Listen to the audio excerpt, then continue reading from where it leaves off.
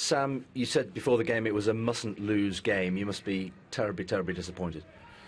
Yeah, I'm disappointed because we went down to 10 men, and because we went down to 10 men, it's the ultimate cost of losing this game after a valiant effort from the 10 players and the substitutes that came on after Kevin Nolan got sent off. I thought they had put a magnificent effort in to get something out of the game, and near the end pushed and pushed and pushed, even with 10 men fatigued, having to run around on the heavy pitch against 11.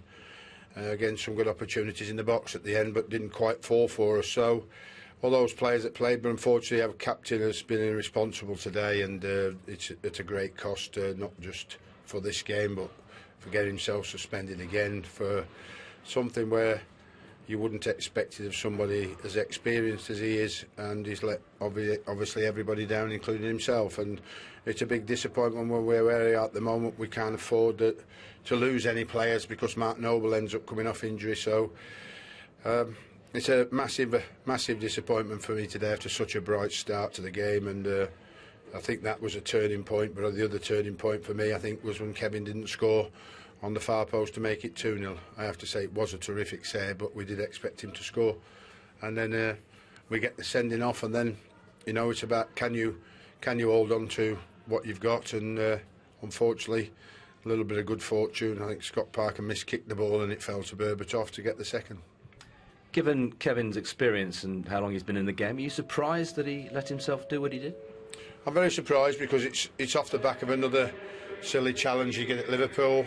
So that's two in the space of a month. So I don't know what's going on with Kevin at the moment, but it's clearly not something that he can allow to happen to himself again, or in certain fact I won't allow to happen. So we've got to obviously rally round, and we've got cup games coming up, not just in the FA Cup but also in the Capital One Cup semi-final, which we've done so well to get this far. But unfortunately, few players to select from to get through this very difficult period and these very difficult games. So again, losing Kevin and losing Mark Noble injured is a massive blow to us, and of course we've got to obviously go with the players that are fit and continue to strive on to try and get some points on the board.